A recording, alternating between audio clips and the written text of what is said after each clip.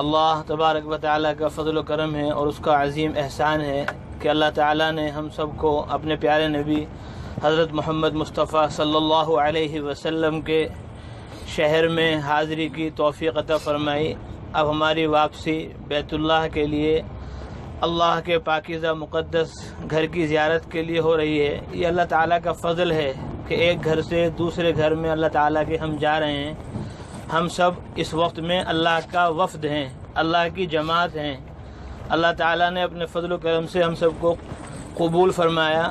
اس پر ہمیں دل سے اللہ تعالیٰ کا شکر ادا کرتے رہنا چاہیے، اور ایک غم اور ایک درد کی کیفیت ہمارے اندر ہو کہ ہم رسول اللہ صلی اللہ علیہ وسلم کے شہر سے جا رہے ہیں، نہ معلوم دوبارہ حاضری ہو کہ نہ ہو، صحت و قوت جسم عمر باقی رہے کہ نہ رہے، کچھ خبر نہیں۔ اس لیے افسوس اور احساس ہونا چاہیے۔ رسول اللہ صلی اللہ علیہ وسلم کے صحابہ رضوان اللہ تعالیٰ علیہ مجمعین بھی آپ صلی اللہ علیہ وسلم سے پورے طور پر محبت کرتے تھے، اور ان کی معرفت اور ان کی اطاعت کامل درجے کی تھی، لیکن وہ بھی رسول اللہ صلی اللہ علیہ وسلم کے شہر کو چھوڑ کر گئے۔ اپنی فکروں کے ساتھ نہیں گئے، بلکہ مدینہ منورہ کی فکروں کو ساتھ لے کر گئے۔ جو رسول اللہ صلی اللہ علیہ وسلم نے ان کو توحید سکھائی تھی، ایمان سکھایا تھا، سنت اور شریعت بتلائی تھی، اس فکر کے ساتھ گئے۔ آپ صلی اللہ علیہ وسلم نے حضرت معاذ ابن جبل رضی اللہ تعالیٰ عنہ کو بھیجا، جو بڑے درجے کے عالم تھے۔ عالم امتی بالحلال والحرام، فرمایا کہ میری امت میں سب سے زیادہ حلال اور حرام کو جاننے والے وہ معاذ ابن جبل ہیں۔ کل قیامت میں علماء کا جھنڈا ان کے ہاتھ میں ہوگا۔ اللہ کے نبی صلی اللہ علیہ وسلم نے ان کو 3 دفعہ فرمایا، یا معاذ انی احبک، اے معاذ میں تم سے محبت کرتا ہوں، اے معاذ میں تم سے محبت کرتا ہوں، اے معاذ میں تم سے محبت کرتا ہوں۔ یہ لفظ آپ صلی اللہ علیہ وسلم نے صرف حضرت معاذ ابن جبل رضی اللہ تعالیٰ کو فرمایا، اور پھر فرمایا کہ معاذ، اس محبت کی وجہ سے میں تمہیں کہتا ہوں، ہر نماز کے بعد یہ دعا مانگتے رہنا، اللہم اعنی علی ذکرک، اے اللہ میری مدد فرما اپنے ذکر پر۔ اتنے بڑے عالم کہ قیامت میں علماء کا جھنڈا ان کے ہاتھ میں ہوگا، اور ان کا عمل اللہ تعالیٰ کے یہاں اتنا محبوب اور پسندیدہ ہے کہ ابھی ہم لوگ نماز پڑھتے ہیں، ظہر، عصر، مغرب، عشاء، تاخیر ہو جاتی ہے آنے میں، رکعتیں نکل جاتی ہیں، تو پہلے بھی رکعتیں نکل جاتی تھی صحابہ کی۔ جب جس کی رکعت نکلتی تھی وہ آ کر جماعت کے لوگوں سے پوچھتا تھا کہ بھئی کتنی رکعتیں ہوئی، اشارے سے پوچھتا تھا یا زبان سے پوچھتا تھا، وہ بتاتے کہ بھئی 2 رکعتیں ہو گئی۔ آپ صلی اللہ علیہ وسلم نے 2 پڑھا دی، 2 رہ گئی، اشارے سے بتاتا تھا۔ پھر وہ جلدی سے اپنی 2 رکعتیں پوری کر کر آپ صلی اللہ علیہ وسلم کے ساتھ نماز میں شریک ہو جاتا تھا۔ جب آپ سلام پھیرتے تو وہ بھی سلام پھیر دیتا تھا۔ اس طرح لوگ اپنی نمازوں کو، چھوٹی ہوئی رکعتوں کو پہلے پورا کر کے پھر جہاں امام ہے وہیں شامل ہو جاتے تھے۔ جب امام سلام پھیرتے تھے تو سب مقتدی بھی سلام پھیر دیتے تھے۔ ایک مرتبہ معاذ ابن جبل رضی اللہ تعالیٰ عنہ کو آنے میں تاخیر ہوئی، رکعت ہو چکی تھی، تو انہوں نے کسی سے دریافت نہیں کیا، پوچھا نہیں کتنی رکعتیں ہو گئی، بلکہ جہاں آپ صلی اللہ علیہ وسلم تھے نماز میں وہیں شریک ہو گئے۔ اور جب آپ صلی اللہ علیہ وسلم نے سلام پھیرا تو معاذ ابن جبل رضی اللہ تعالیٰ عنہ نے سلام نہیں پھیرا، کھڑے ہو گئے، اور کھڑے ہو کر جو رکعت چھوٹی تھی اس کو پورا کر لیا۔ جناب رسول اللہ صلی اللہ علیہ وسلم نے دیکھا مسجد نبوی کے اندر، آپ صلی اللہ علیہ وسلم کو بڑی خوشی ہوئی، اور آپ نے فرمایا قد سن لکم معاذ، کہ معاذ نے تمہارے لیے بہترین سنت اور بہترین طریقہ جاری کر دیا۔ اگر تمہاری کبھی کسی کی رکعت چھوٹ جائے، فَاصْنَعُوا كَمَا صَنَعَ معاذ، ایسے کیا کرو جیسے معاذ رضی اللہ تعالیٰ نے کیا ہے۔ امام کے ساتھ سلام نہ پھیرو، بلکہ کھڑے ہو جاؤ، اپنی رکعت پوری کر کے پھر بعد میں سلام پھیرو۔ تو سب سے پہلے رکعتوں کو پورا کرنے کا جو طریقہ شروع کیا وہ حضرت معاذ ابن جبل رضی اللہ تعالیٰ نے کیا۔ اللہ کو اور ان کے نبی کو ان کا عمل اتنا پسند آیا، اتنا پسند آیا کہ قیامت تک آنے والے سارے مسلمانوں کو، یہ اللہ تعالیٰ کی شان ہے کہ اللہ تعالیٰ اپنے نیک بندوں سے محبت کرتے ہیں، ان کے طریقوں کو پسند کرتے ہیں تو ان کے طریقوں کو رائج کر دیتے ہیں۔ جیسے ابھی ہم لوگ جا رہے ہیں عمرے کے لیے، وہاں پر طواف ہوتا ہے، سعی ہوتی ہے، صفا مروہ پہ دوڑ رہے، صفا مروہ پر کیوں دوڑ رہے، لبیک اللہم لبیک کیوں کہہ رہے؟ کہ ابراہیم علیہ السلام اللہ کے محبوب بندے ہیں، اللہ کے خلیل، اللہ کے دوست ہیں، انہوں نے بڑی قربانیاں دی ہیں ایمان کے خاطر، توحید کے خاطر، اللہ تعالیٰ نے ارشاد فرمایا وَإِذِ ابْتَلَىٰ إِبْرَاهِيمَ رَبُّهُ بِكَلِمَاتٍ فَأَتَمَّهُنَّ کہ ابراہیم علیہ السلام کو ان کے رب نے آزمایا، فَأَتَمَّهُنَّ وہ ساری آزمائشوں میں کامیاب ہوئے۔ جب وہ کامیاب ہو گئے تو اللہ نے فرمایا انی جاعلک للناس اماما کہ ابراہیم اب میں تمہیں پوری انسانیت کا امام بناتا ہوں۔ اور پھر اللہ تعالیٰ نے فرمایا کہ ابراہیم تم میرا گھر بناؤ، بیت اللہ بناؤ، کعبہ بناؤ۔ ابراہیم علیہ السلام اپنے بیٹے اسماعیل علیہ السلام کو لے کر لمبے واقعات ہیں، ہم سنتے رہتے ہیں۔ اسماعیل علیہ السلام کو ذبح بھی کیا اللہ تعالیٰ کے حکم سے، انہوں نے اتنی قربانی جب دونوں باپ بیٹوں نے دی تو اللہ تعالیٰ نے حضرت ابراہیم کو حکم دے دیا کہ ابراہیم ہمارا گھر بناؤ، بیت اللہ بناؤ، کعبہ بناؤ۔ تو حضرت ابراہیم علیہ السلام نے بیت اللہ بنانا شروع کیا تو ایک پتھر اس کے اوپر کھڑے ہوتے تھے، جب اوپر تعمیر پہنچتی تھی تو وہ پتھر اوپر ہو جاتا تھا، جب نیچے کچھ کام ہوتا تھا تو پتھر نیچے آ جاتا تھا۔ وہ آج بھی پتھر موجود ہے جس کو مقام ابراہیم کہتے ہیں۔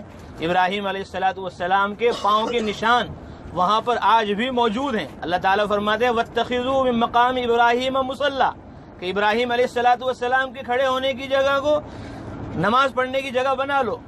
چنانچہ طواف کے بعد جو نماز پڑھی جاتی ہے وہ وہیں پڑھی جاتی ہے۔ تو اللہ تبارک و تعالیٰ نے حکم دیا گھر بناؤ ہمارا۔ گھر تیار ہو گیا، جب گھر بن گیا تو اللہ نے فرمایا کہ ابراہیم آواز لگاؤ۔ کیا آواز لگاؤں یا اللہ؟ کہ ان سے کہو کہ تمہارے رب کا گھر بن گیا، اب یہاں آ جاؤ حج کے لیے۔ کہ اللہ کیف ابلغ صوتی، میں اپنی آواز کیسے پہنچاؤں گا؟ پہاڑ چاروں طرف ہم دیکھ رہے ہیں، مدینے میں کتنے پہاڑ ہیں، مکہ میں کتنے پہاڑ ہیں۔ اے اللہ کے رسول، اے اللہ میں کیسے پہنچاؤں گا آواز کو؟ اللہ نے فرمایا کہ تم آواز لگاؤ۔ ابراہیم تم نے ہمارے لیے اتنی قربانی دی کہ تمہاری قربانیاں ہمیں پسند آ گئی، اب تمہاری آواز تمہاری نہیں ہے، اب تمہاری آواز ہماری آواز بن گئی، اس لیے اب تم پکار لگاؤ اور ہم تمہاری پکار کو پہنچائیں گے۔ چنانچہ عبداللہ ابن عباس فرماتے ہیں اللہ تعالیٰ نے پہاڑوں کو پست کر دیا۔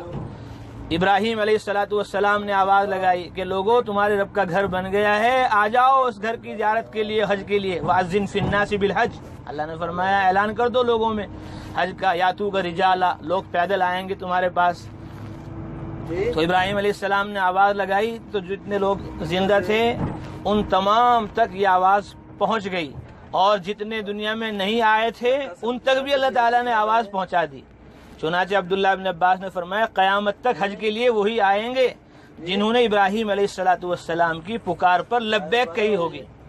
تو جب کہا کہ تمہارے رب کا گھر بن گیا آ جاؤ، تو سب نے کہا لبیک لبیک۔ اللہ جزائے خیر دے ہمارے حضرت مولانا شیخ زکریا صاحب نور اللہ مرقدہ کو فضائل اعمال میں، فضائل صدقات میں انہوں نے لکھا کہ کتنی خوش قسمت ہیں وہ روحیں، کتنے بابرکت اور پاکیزہ ہیں وہ روحیں جنہوں نے ابراہیم علیہ السلام کی اس آواز پر لبیک دمادم کہا۔ ایک لبیک نہیں کہی انہوں نے، دمادم لبیک کہی، بار بار لبیک لبیک لبیک لبیک کہتے رہے۔ تو جتنی دفعہ انہوں نے لبیک کہی اللہ تعالیٰ ان کو اتنی ہی دفعہ توفیق عطا فرمائیں گے اپنے پاکیزہ مقدس گھر کی زیارت کے لیے۔ تو ان خوش قسمت روحوں میں ہماری روحیں بھی ہیں، ہم نے بھی اس وقت میں لبیک کہی تھی تو آج ہم اس کے گھر میں حاضر ہو رہے ہیں۔ یہ اللہ کا فضل ہے، اس کا احسان ہے، اس پر ہمیں دل سے شکر ادا کرنا چاہیے۔ اور مدینہ منورہ سے ہم لوگ جا رہے ہیں، اس پر ہمیں غم ہونا چاہیے، افسوس اور احساس ہونا چاہیے۔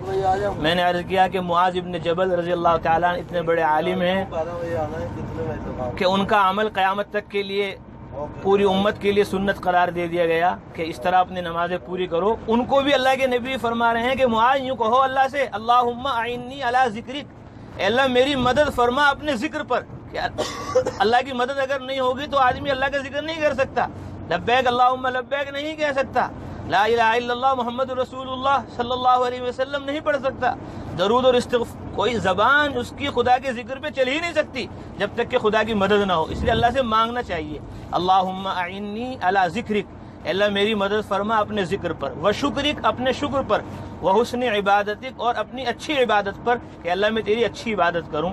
اس لیے ہم اللہ تعالیٰ سے مانگیں کہ اے اللہ ہم تیرے پاکیزہ مقدس گھر کی زیارت کے لیے آیا چاہتے ہیں، عمرے کا ہمارا ارادہ ہے، اس لیے دعا ہے اللہم انی ارید العمرہ، اے اللہ میں عمرے کا ارادہ کرتا ہوں، ویسرہ لی، اے اللہ اس عمرے کو یسرھا لی، اس کو میرے لیے آسان فرما دیجئے، فتقبلھا منی، اور اے اللہ اس کو میری طرف سے قبول فرما لیجئے، کیونکہ اگر قبول ہوگا تبھی کام بنے گا، قبول نہ ہوا تو پھر کام کیسے بنے گا؟ اس لیے قبول اللہ تبارک و تعالیٰ کا فضل ہوگا، کرم ہوگا، تبھی قبول ہوگا۔ اس لیے بیت اللہ کتنا بڑا کام کیا ابراہیم علیہ السلام نے، اللہ تعالیٰ کا گھر بنایا، اتنی قربانیاں دی، آگ میں گئے ابراہیم علیہ السلام 40 دن آگ میں رہے، پھر بچے کو ذبح کیا اور پھر اپنا وطن علاقہ چھوڑا، کہیں کہیں دفعہ ہجرت کی، بیت اللہ بنا رہے ہیں۔ قرآن مقدس کے پہلے پارے میں ہی موجود ہے، اللہ فرماتے ہیں وَإِذْ يَرْفَعُ إِبْرَاهِيمُ الْقَوَاعِدَ مِنَ الْبَيْتِ وَإِسْمَاعِيلُ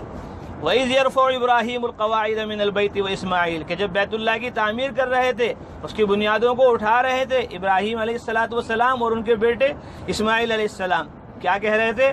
ربنا تقبل منا، اے اللہ تو ہماری طرف سے قبول کر لے۔ اللہ جزائے خیر دے علماء کو، فرماتے تقبل کے معنی ہے کہ اے اللہ تو بتکلف قبول کر لے، ہمارا یہ کوئی عمل نہیں جو تیری شان کے مطابق ہو، جو تیرے حکم کے مطابق ہو، ہم اس کے اندر قصوروار ہیں، ہم سے غلطی کوتاہی ہوتی ہیں، ہمارا عمل اس قابل نہیں کہ قبول ہو سکے تیری بارگاہ میں، لیکن تو اپنے